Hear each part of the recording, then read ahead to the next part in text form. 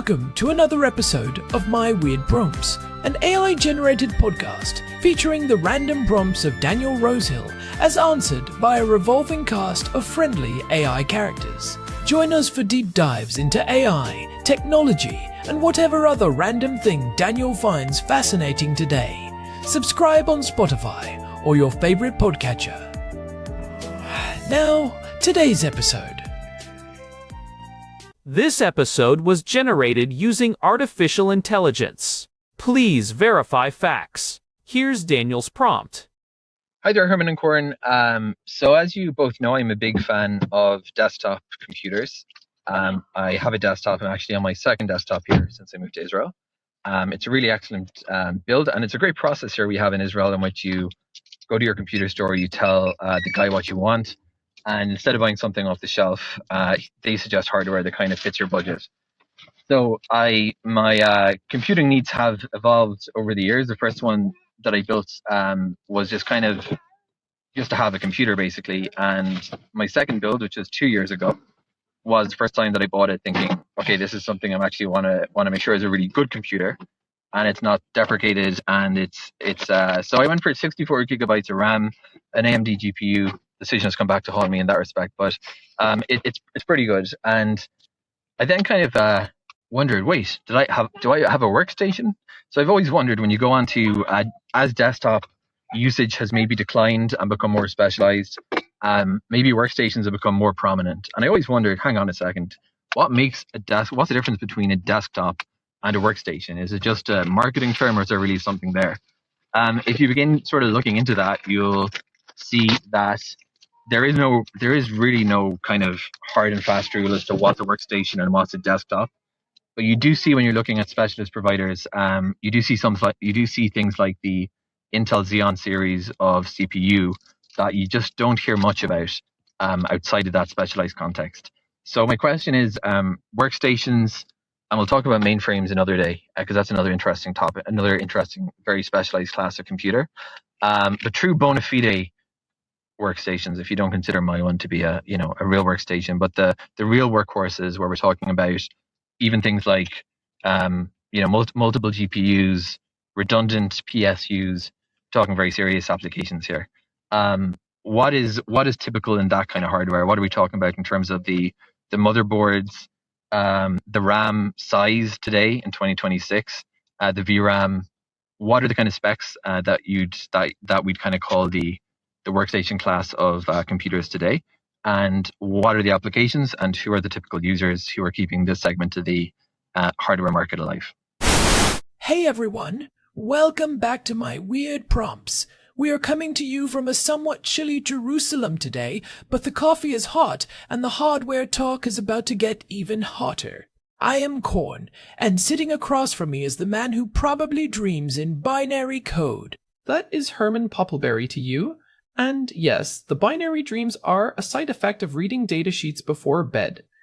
It is good to be here, Corn. So, our housemate Daniel sent over an audio prompt today that really hits home for us.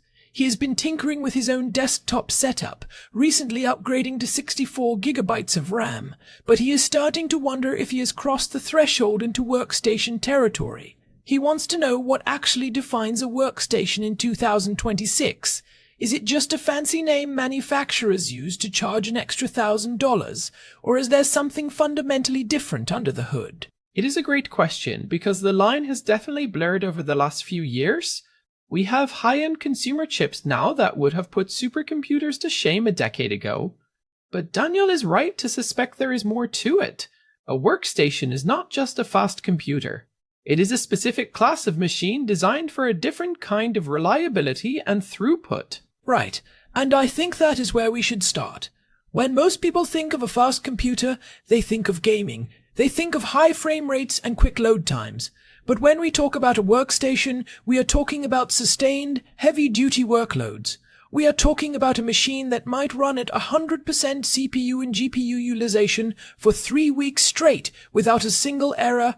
Exactly, and that reliability starts at the very foundation of the system, the motherboard and the chipset. In 2026, if you are looking at a true workstation, you are likely looking at platforms like the AMD Threadripper Pro or the Intel Xeon W series. These are not just bigger versions of the chips in your laptop. The architecture of the motherboards themselves is built for massive input and output.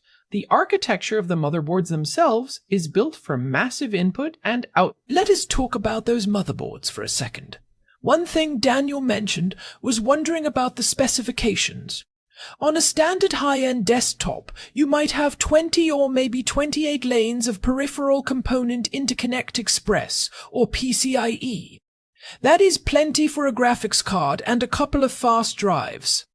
But a workstation. Oh, it is a whole different world. On a modern workstation motherboard, you are looking at up to 128 lanes of PCIe Gen 5 or even Gen 6. Why do you need that? Well, if you are a data scientist or a high-end visual effects artist, you might have 4 double-slot graphics cards in a single machine. You might have a dedicated RAID controller with 8 solid-state drives. You might have a 8 gigabit network card. A standard consumer motherboard would choke on that much data. It does not have the physical or and that leads into the memory, which I know is something Daniel was curious about. He has 64 gigabytes, which feels like a lot for a regular user. But in the workstation world, we are not just talking about capacity. We are talking about error correction code memory, or ECC. This is one of those things most people do not realize is a major differentiator. Standard RAM is fast, but it is susceptible to bit flips. A random cosmic ray or a tiny bit of electromagnetic interference can flip a 1 to a 0. In a video game, that might cause a tiny glitch or a crash. You restart and you are fine. But if you are running a complex climate simulation or training a local large language model for a week, a single bit flip can corrupt your entire dataset. So ECC memory actually detects and fixes those errors on the fly, and the motherboards have to support that. But let us talk about the scale. In 2026, what are we seeing for capacity? For a serious workstation today, 128 gigabytes is really the starting point. It is common to see machines with 512 gigabytes, 1 terabyte, or even 2 terabytes of system memory. And it is not just the amount, it is the channels. A standard desktop has dual-channel memory. A workstation has octa-channel memory. A workstation has octa-channel memory. A workstation has octa-channel memory. That means the processor has 8 separate lanes to talk to the end. It is fascinating because it feels like the hardware is evolving to keep up with these massive local AI tasks.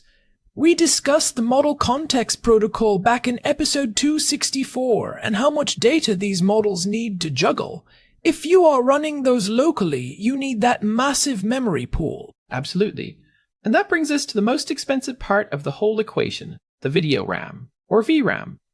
Daniel mentioned his AMD GPU, and while AMD makes great hardware, the professional workstation market in 2026 is still very much dominated by specialized cards like the NVIDIA RTX 8th generation or the AMD Radeon Pro series. And the VRAM on those cards is on another level. I was looking at some specs the other day for the top tier workstation cards. We are seeing 48, 96, or even more gigabytes of VRAM on a single card. Compare that to a high-end gaming card, which might have 16 or 24. And why does that matter? It is all about the size of the model or the scene you can fit into the graphics card's memory. If you are an architect working on a digital twin of an entire city block, or a researcher training a neural network with billions of parameters, you cannot afford to have that data swapping back and forth to the slower system RAM. It has to stay on the GPU. It is also about the drivers, right? I remember you telling me that professional cards have different software support than gaming cards. Yes, that is a huge part of the workstation class. It is called ISV certification, which stands for Independent Software Vendor. Companies like Autodesk, Adobe, and Dassault Systèmes work directly with the hardware manufacturers to ensure that their software runs perfectly on those specific workstation drivers. If you are a structural engineer and your software crashes during a stress test calculation, you need to know it is not a driver bug. You are paying for that peace of mind and that direct support line. It is definitely a different ecosystem. It is less about how fast can this go and more about how reliably can this perform at scale.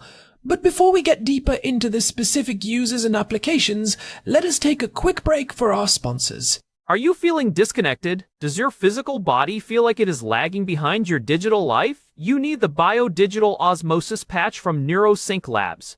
Simply apply this transparent adhesive patch to your temple before you start your workday. Our proprietary microneedle technology creates a low-latency bridge between your neural pathways and your computer's operating system. Users report feeling like their mouse cursor is an extension of their own soul. Side effects are minimal and may include a temporary inability to growl. Yellow aisles for Sikai Quada off for Towt.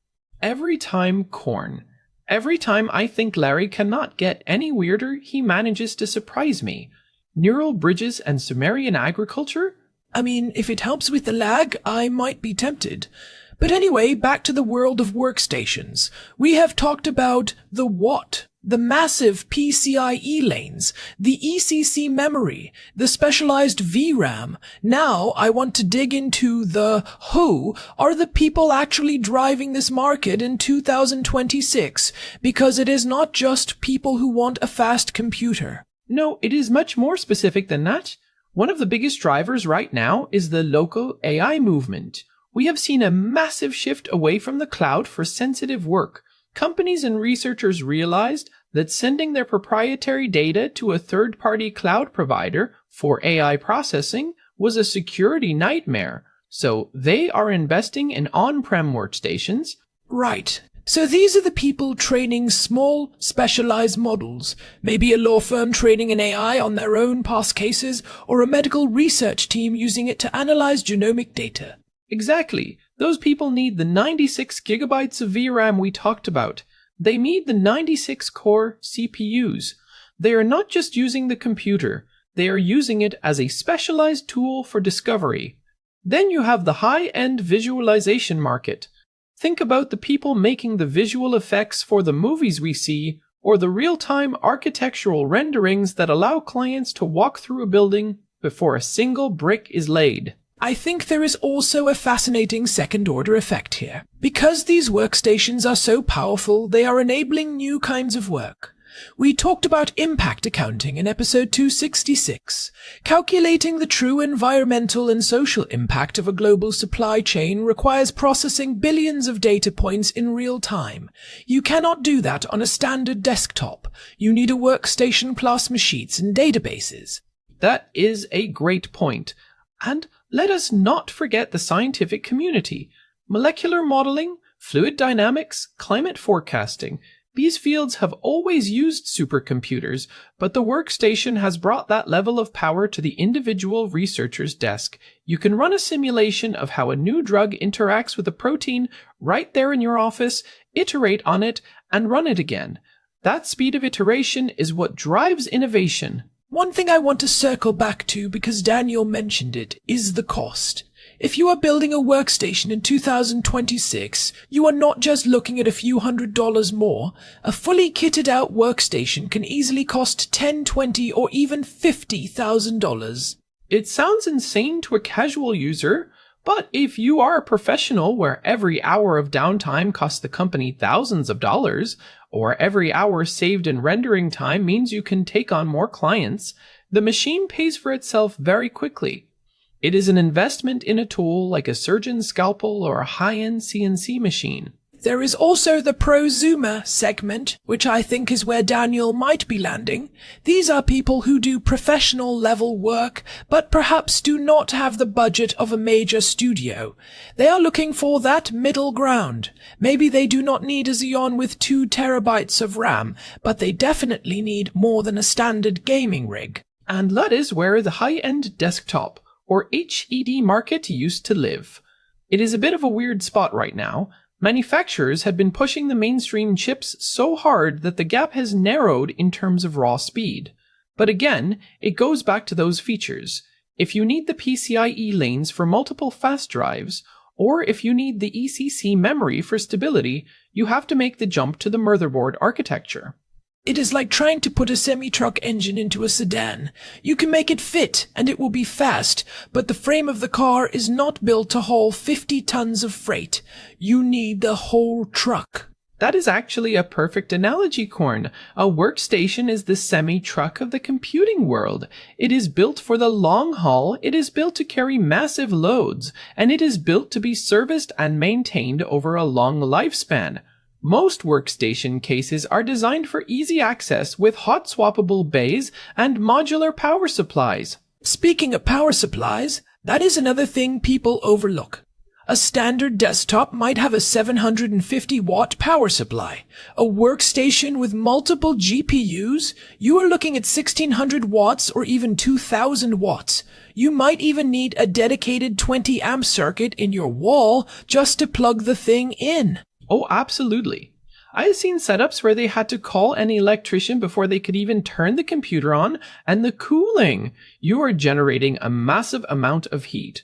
Workstations often use very high static pressure fans or sophisticated liquid cooling loops that are built for 24/7 operation. They are louder than your average PC, but they are incredibly effective. It is funny how we have gone from computers taking up entire rooms to these incredibly dense boxes under our desks that are arguably more powerful than the mainframes of the past. Daniel mentioned he wanted to talk about mainframes another day, and I think we should definitely hold him to that. But for now, the workstation is really the king of the personal computing world. It really is. It is the ultimate expression of what silicon and copper can do when you stop worrying about the price tag and start worrying about the possibilities. So, to summarize for Daniel and everyone else wondering, if your work involves mission-critical stability, if you are working with datasets that exceed 32 or 64 gigabytes, or if you need more than 1 or 2 high-speed expansion cards, you are looking at a workstation. It is defined by its architecture, its reliability, and its ability to handle sustained, massive throughput. And if you are just playing games and doing some light video editing, stick with the desktop. Your wallet will thank you, and you honestly will not see the benefit of all those extra PCIe lanes and ECC bits. That is a fair assessment. Well, this has been a deep dive into some serious iron. I hope that helps clear things up for you, Daniel. It is always fun to look at what the top 1% of hardware looks like. Definitely. It gives us a glimpse of what might be on our mainstream desktops 5 or 10 years from now. Exactly. Well, if you have been enjoying our deep dives into the weird and wonderful world of technology, we would really appreciate it if you could leave us a review on your favorite podcast app or over on Spotify. It genuinely helps the show grow and helps other curious minds find us. It really does. And don't forget to check out our website at myweirdprompts.com. You can find our full archive there, including episode 160, where we talked about the distinction between instructional and conversational AI, which feels very relevant to how people are using these workstations today. Good call, Herman. You can also find our contact form there if you want to send us a prompt, like Daniel did. We love hearing what is on your mind. This has been My Weird Prompts. I am Herman Poppleberry. And I'm Corn. Thanks for listening, and we will catch you in the next one. Until next time, stay curious, everyone. BUI now. This episode was generated using Gemini Flash 3. Text-to-speech engine was Chatterbox Turbo. Thanks for listening to another episode of My Weird Prompts, an AI-generated podcast featuring Daniel Rosehill's AI prompts, as answered by a revolving cast of friendly AI characters including me, Cornelius the Sloth. Subscribe on Spotify or visit myweirdprompts.com.